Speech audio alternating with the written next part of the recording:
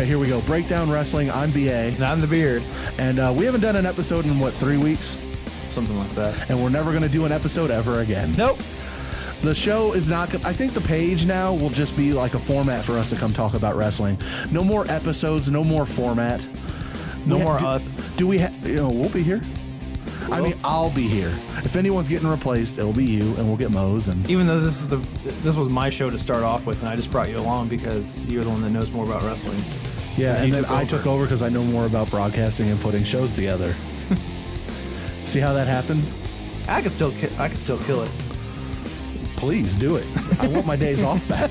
I'd be more than happy if you killed it right now.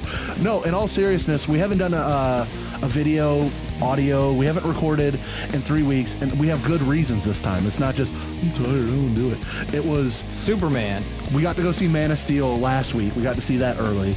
Yeah, he destroyed our show last week. Yeah, the week before, we had severe tornadoes and thunderstorms in this area, so the power was out.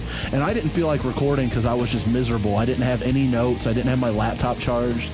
And I didn't know if we were going to have the studio, so I just said, screw it, let's take the week off. And you still were out of power, too. I was out of power, and I had to be at home in case the power kicked on because my alarm for my house just kicked back on. Like, it started beeping like crazy once the power came back on. So it was good I was there so it didn't get alarmed and trigger an alarm being alarmed.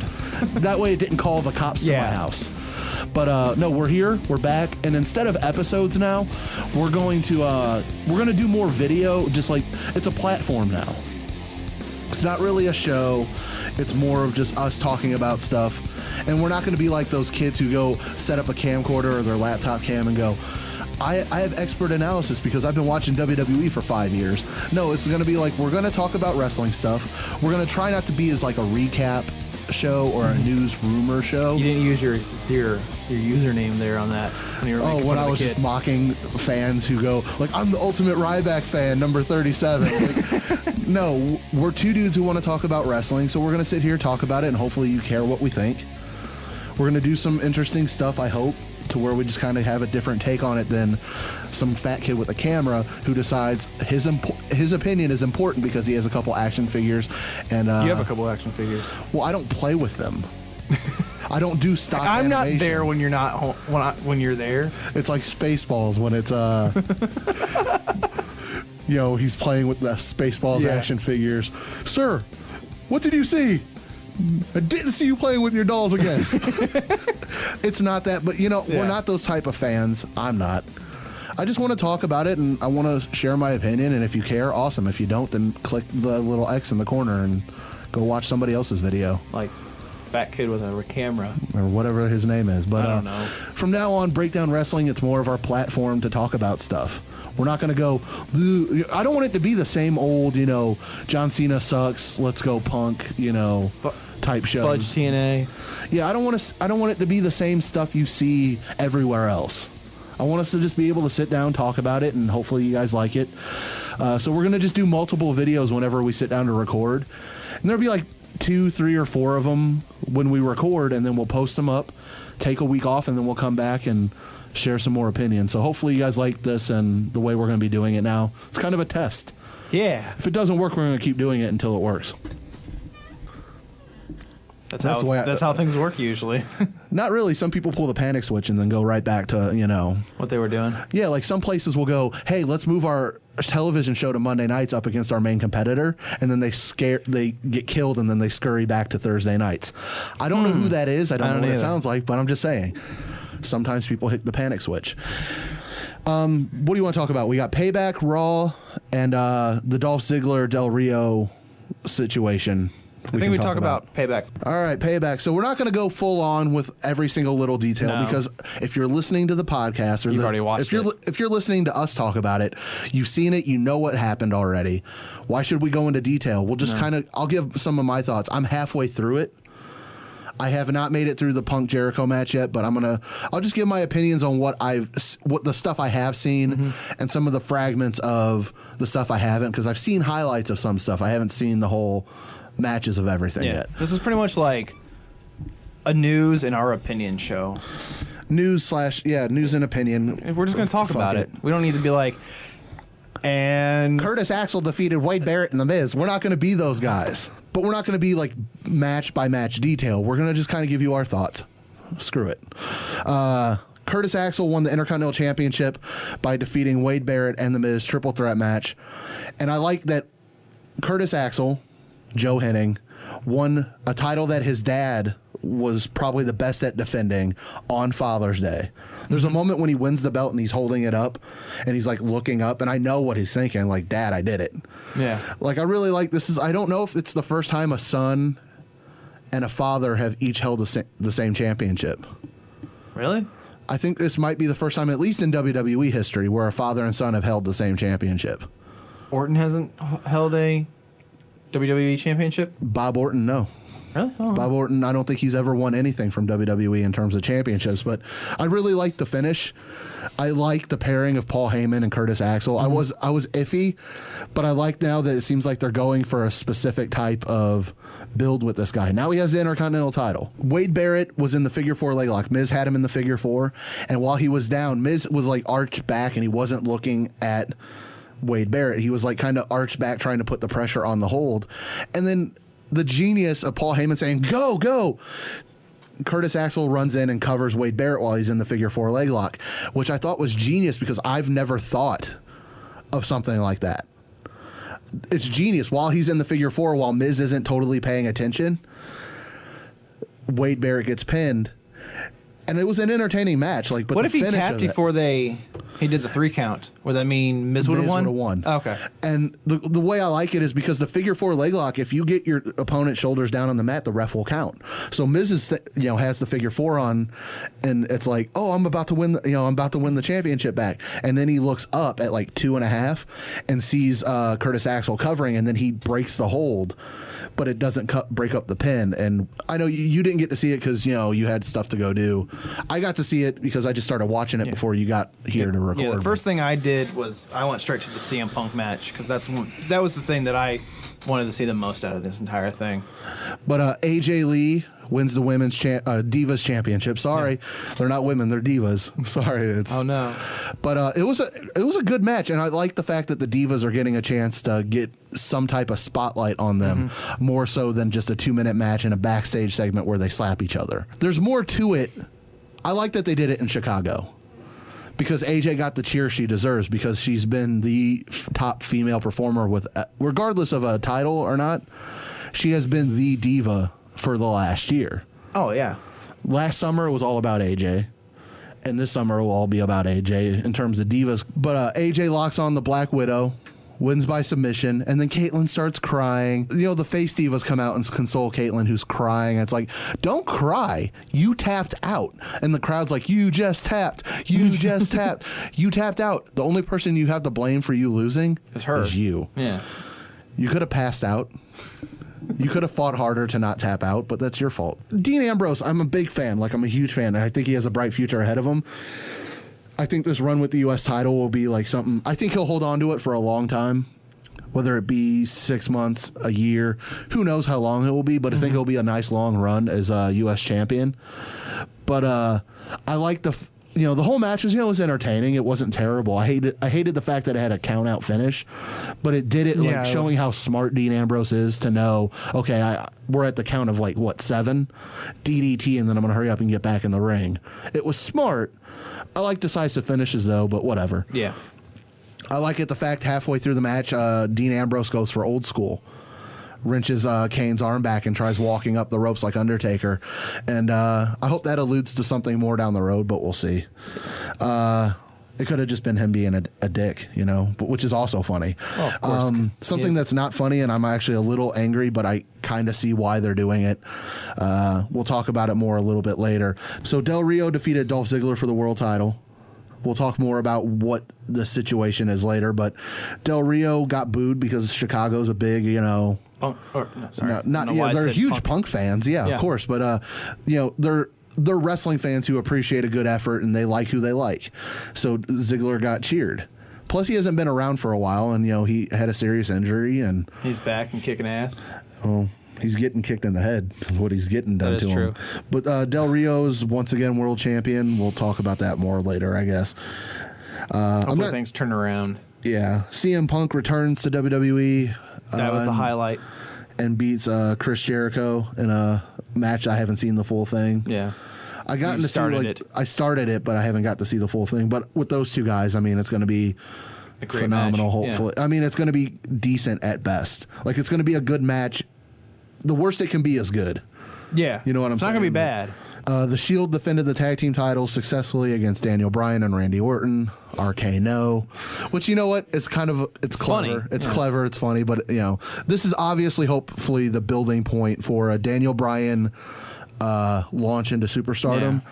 Like, I'm talking main event. Like, yeah, he feuded with CM Punk last year for the title, but I'm talking top feud with Cena, top of the company. Get rid of Ryback. I do believe that Daniel Bryan could be the next face of WWE. A debatable topic amongst a lot of people, but you know, we can talk about that more later. Randy Orton, it also could be the launching point of him turning heel finally, because John Cena, who defeated the Ryback in a 3 Stages of Hell match, Which is actually a pretty good match. which was entertaining. Like, I still really want to sit down and watch the whole thing, but didn't I tell you? Me and you were talking about it. Ryback will win the first fall. Cena will barely pull out the second one, and then Cena will win the third. Yeah. And I like how they did it, and we're not doing play-by-play. We're not going to go, this is every detail of the match. I haven't seen it yet. I don't have a valid opinion. Yeah.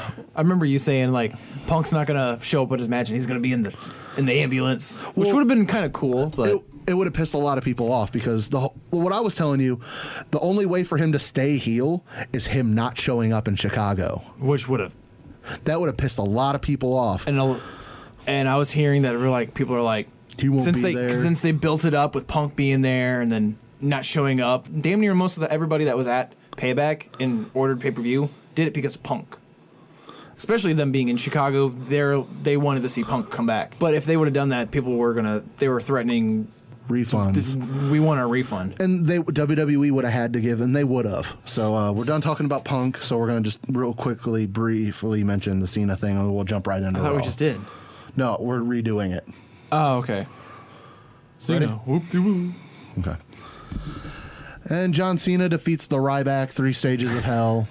And I told you pretty much how it was going to go. I had my alternate theory about how cool would it be if Punk was in the ambulance and caused the match to have a no decision and have him be like, I'm the best in the world. But they're clearly going another route, which they set up on Raw. Yeah. I can't remember. The last time we did one, did we put a pause in for the Facebook and Twitter things? I don't think we did. I think we just went straight through. And with these little things, we can just go straight through because we have it playing in the video. That's why we didn't have it, because we didn't need it. Because I just don't remember. It's going for half an hour. I don't remember. So Raw, it was a really solid show. Like, this was probably the best put together Raw in a very long time. 3 hours is a long time to watch a show. But they did a really good job with Raw last night. It's like they had a plan. They know this is where we're going for the next pay-per-view, and we need these Raws to get us here. So hopefully next week they have a big job to do the same thing. Yeah. Very solid episode of Raw. They brought somebody back and someone left. Or did they? Oh, see what we did there? You already know what the hell we're talking about, so why should we insult your intelligence? Yeah. We're not Vince McMahon. So am I wrong? Well, he was insulting Vicky's intelligence. Well, because, she's not smart. But Raw last night, I don't even know where it was. They're doing a thing where they don't tell you where it is if Vince doesn't think it's a big town. I'm dead serious. I think it was Indiana or something. I don't know. Whatever. It would have been around the Chicago area. Who cares where it was? It was a good show. Yeah. There was a lot of things going on. AJ had a confrontation with Stephanie McMahon. Which people are going, is this Stephanie could be coming back into the ring? Yeah, I don't know. That could happen. That would be awesome. You never know.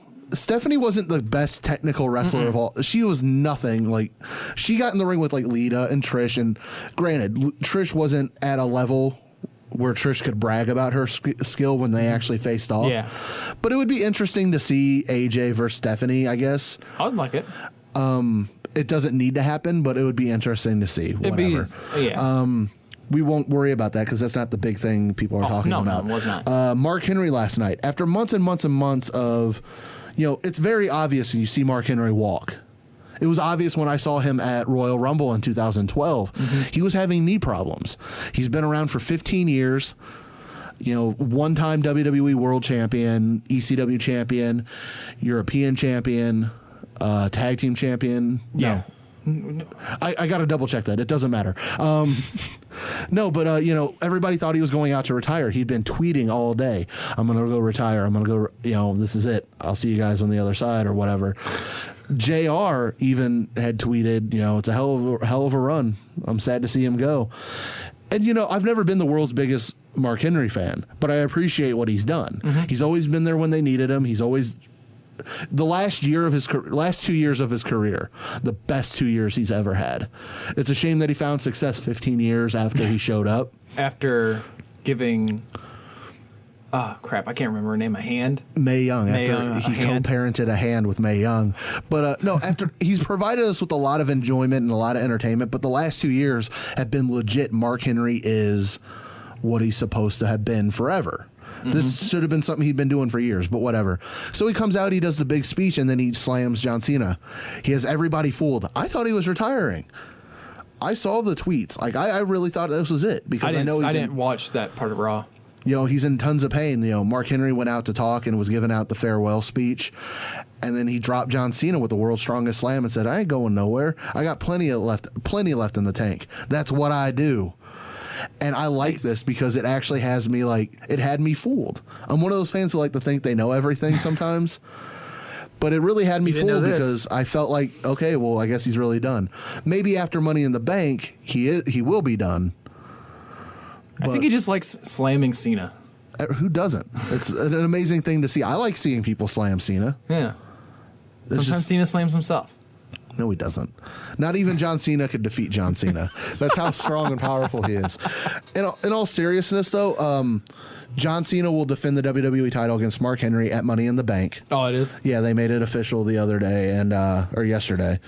That's what the word is coming out on the internet via WWE. But no, Cena versus Mark Henry. Cena versus Henry.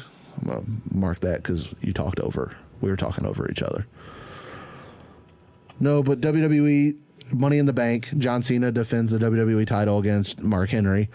And I'm actually looking forward to this because it had me fooled. It had my attention. It had my interest, but now it has my attention. I watched Django Unchained again. In all seriousness, though, I'm looking forward to it because it looks like it'll be entertaining at least. And maybe Mark Henry will be done after Money in the Bank. Maybe this is his last hurrah.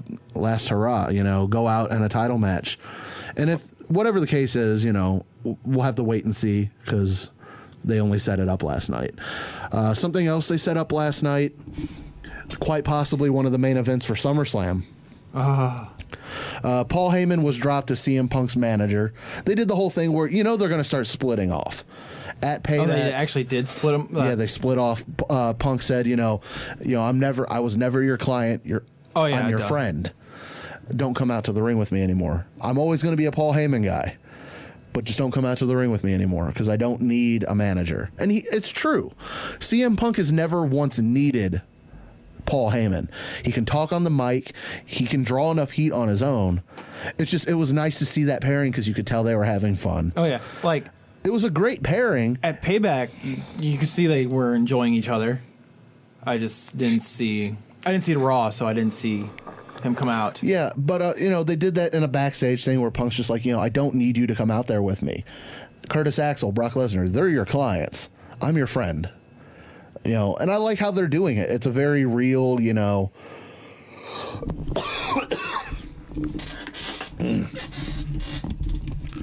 it out of your system? Yeah. It's a very real way to split these two characters up where they're friends, they were having fun. And I like Paul Heyman and CM Punk being paired together because I'm a Paul Heyman fan. I'm a CM Punk fan. Put them together, it's perfect, because they can gel well together. They're both huge heels. And they made each other better. And it was great to have CM Punk having I don't want to say lackey, but somebody can hey, you believe this? Somebody on his side. Yeah. Somebody who believes in him. Those two, when they had the thing with the urn. That was brilliant. It was just such a dick move. And now that Punk's getting cheered more, and definitely with the split from Paul Heyman, it's going to start getting him more cheered because people don't like Paul Heyman, whatever it is. I don't see why. Paul Heyman's a great manager. It's great management. But Brock Lesnar attacks CM Punk at the end of Raw. And who knows what is going to motivate the rest of the storyline it's going to have to be at SummerSlam. Brock Lesnar has a certain amount of dates that he'll work. So there's no way. Next big one too. Yeah. I mean, Money in the Bank is in between Payback and SummerSlam. But hopefully, who knows? Maybe Punk's going up top for one of the briefcases. And then Lesnar comes up and pulls him off the ladder, and they start fighting, and then that's the build for SummerSlam. Who knows what role Paul Heyman will have in this feud? He'll have one.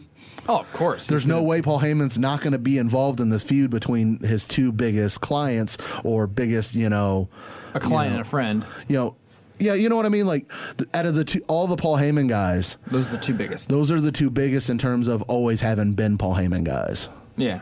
And I hate the fact that I'm a somebody guy is now a thing. Like, I'm a Vince McMahon guy. I haven't heard that one. I've seen a whole bunch of them, but I'm just saying. the Bobby Heenan one. Yeah, I've seen a whole bunch of different ones, but I'm interested to see what Punk and Lesnar will do, and we'll know more and we'll have more opinions, I'm sure, as we get towards that feud hitting its point and having a match between Brock Lesnar and CM Punk. I'll definitely be watching or tuning into Raws up until SummerSlam. And then you'll never watch it, and then there will be no point for our show. If you don't watch the show, then what's the point? I'm not going to stop watching Raw. You'll stop watching it because you'll stop watching it.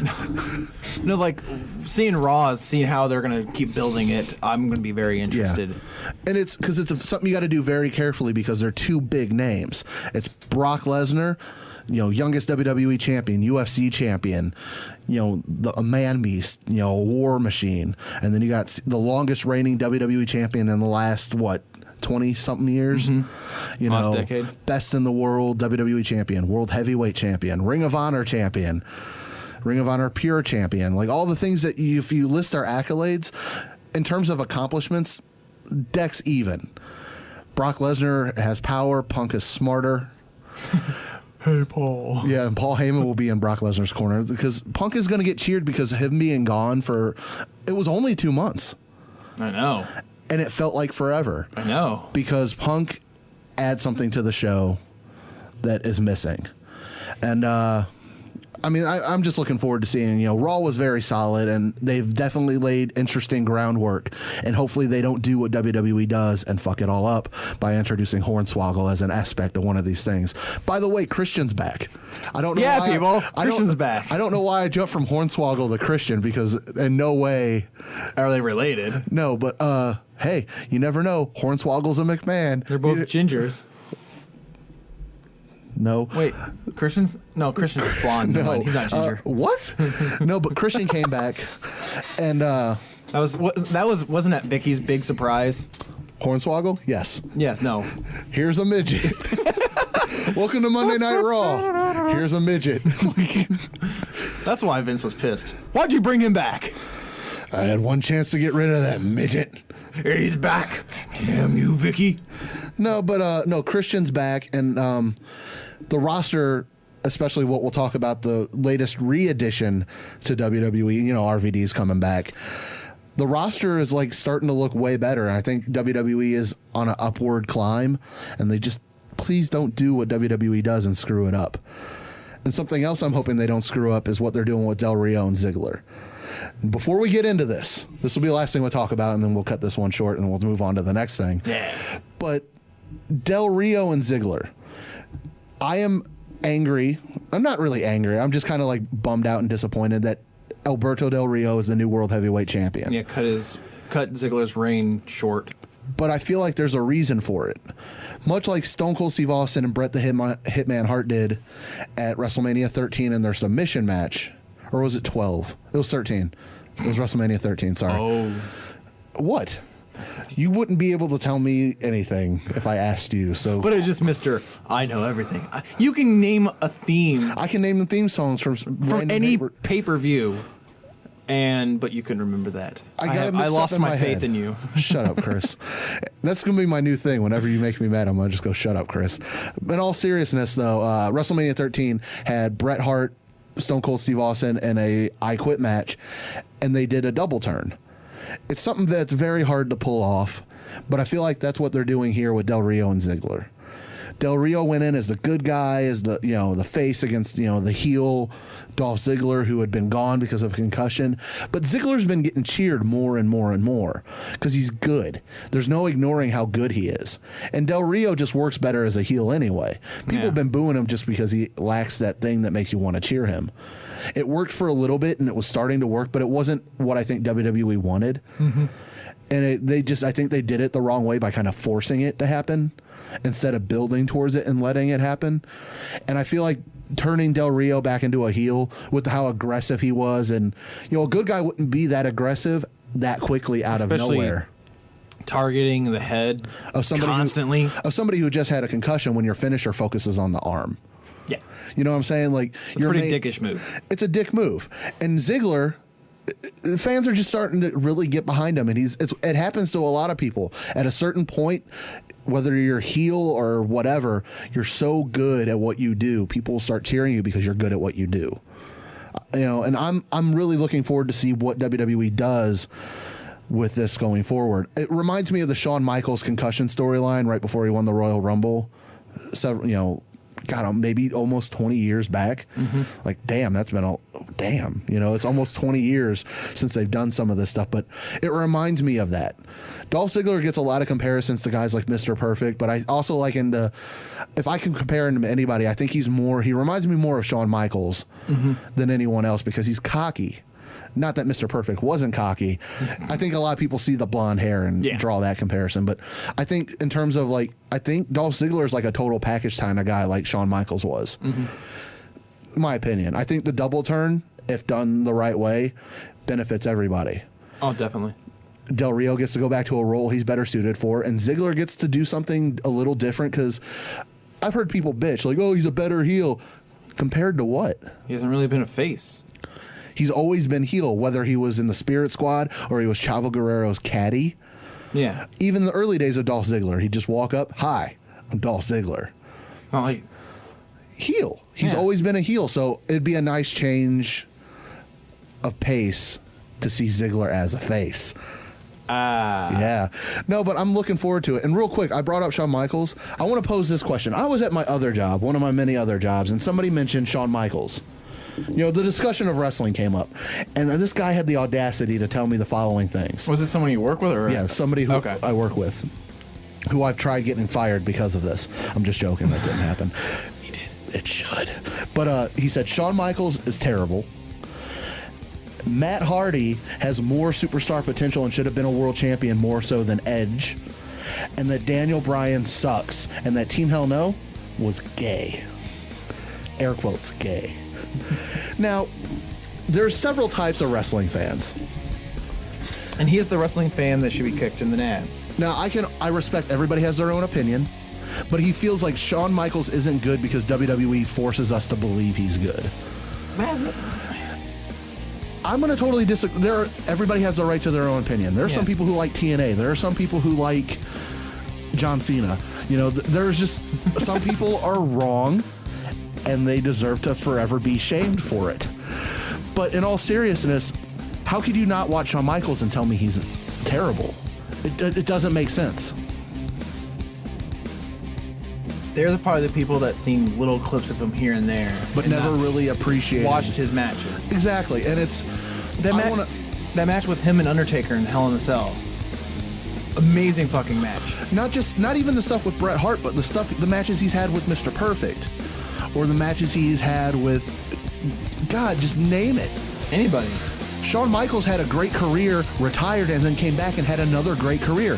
He could be inducted in the Hall of Fame twice for each part of his career. Tell me who is better than Shawn Michaels, and if you can't name anybody, good. But if you can name one other person that's better than Shawn Michaels, it's Ric Flair. That's the only argument. Yeah. I'm a fan of a lot of different wrestlers, but if you really ask me who overall is some of the best wrestlers of all time, if I had to say a definite over the whole industry, it's Ric Flair or Shawn Michaels. Those are the two answers everybody will give you. So I kind of want to end this video on let us know what you think. Facebook.com Breakdown Wrestling.